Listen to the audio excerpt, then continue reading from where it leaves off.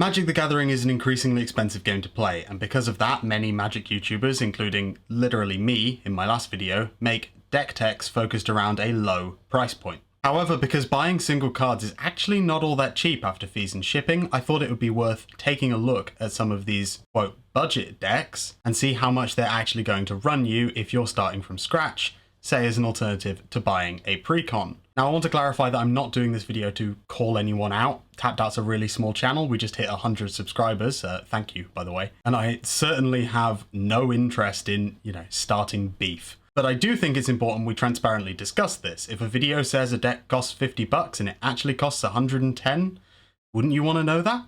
Now, I would use the deck list from my last video, but in hindsight, that deck and video probably could have done with some more time to cook. I'll update you on those in the future. So instead, we'll look at a couple of other examples from elsewhere on the site. First up, we have Tolarian Community College, the biggest Magic the Gathering channel on YouTube. Myriad Misfortunes is the name of this deck, and is sadly a little bit of a sign of things to come. It's from the most recent episode of Mr. the Professor's Build Your Own Precon for $45 series, which, yes, was from 2 months ago, but I'm pretty sure these videos are supposed to be fairly evergreen, and I'm sure you'll let me know in the comments if one of the cards on this list has, suddenly spiked in value. For all of these tests, I'm using both Card Market shipping to myself in the UK and Card Kingdom shipping to a random address in North Carolina. I needed to pick a state with sales tax, and the NASCAR race was on when I was writing this. On both sites, I'm looking for excellent condition or better. No one wants to buy heavily played cards, especially when those cards aren't rare, collectible, or expensive, which they shouldn't be if they're going in budget lists. Card Kingdom only stocks English cards as far as I know, so I applied the same filter to the order on Card Market. I'm sure you could save money using different languages, but personally I like to have some idea of what the card does when I read it, and I only speak English. I also went with a minimum seller reputation of good, just to avoid the known issue sellers, but to give Card Market the best chance of actually finding me decent deals. Now, they have two options, reduced price and reduced shipments. However, reduced price only focuses on the price of the cards themselves. So doing more orders can actually make things more expensive because you then have to pay for shipping on more orders. Reduced price spat out a value of £70 and 73 pence with sellers from anywhere. That's about 86.60 US, with £35.55 of that going on cards and £35.18 of that, that's $43, going on shipping alone. The price in the title of that deck tech is just the cost of shipping if you go with this method. Now, I will say reduced shipments is actually cheaper in this case. One seller in Czechia when I ran this had 69 of the cards in stock. So it would have saved me £1.91 over reduced price.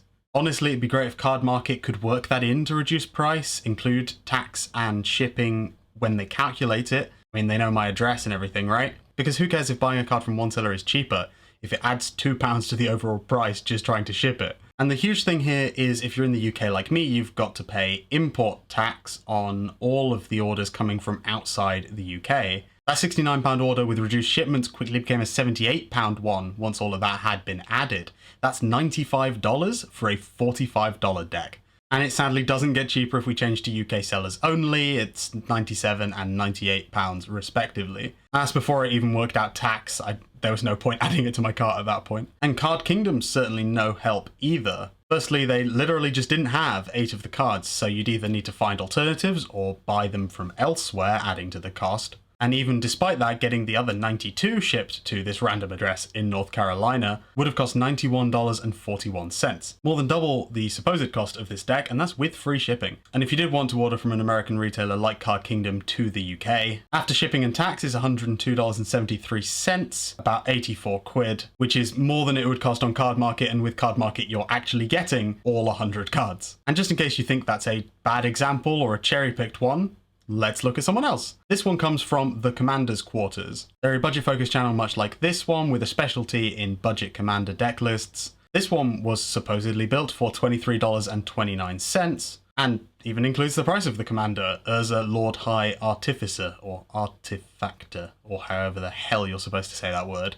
which not all of Mitch's decks have done historically, but it doesn't include basic lands, so I've added those back in. It's all islands in this case. Putting it through on Card Market with reduced price and sellers from anywhere, it would come out at £44.37. That's after fees, tax, and shipping, with 16 sellers in 6 different countries. It works out to about $54 US, $30 more than the nominal cost of this deck. And while reduced shipments did get it down to only 4 sellers, it was for significantly more money, £58 before I even added it to the cart and saw how much fees and tax were going to be. Shipping from just the UK sellers would cost me £55 or £66 after fees, tax and shipping with reduced price and shipments respectively. Card Kingdom again didn't really help us get the price down all that much. They were missing 10 cards from this deck. $69.93 shipping to North Carolina, which is about 3 times what Mitch says the price of this deck is at the start of that video, and that's only for 90% of it.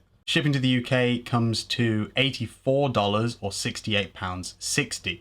Now obviously I'm just looking at 2 decks here on 2 different days and only 2 online marketplaces, and stock levels are going to fluctuate quite a lot from day to day. But hopefully this gives you an idea of how much you need to add to the price mentally when you see a video like that and plan to build that deck yourself.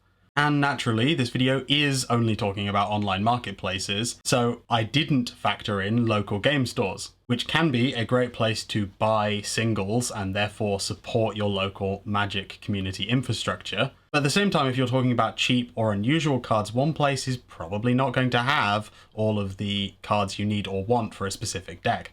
And not everyone is lucky enough to live near a good local game store anyway.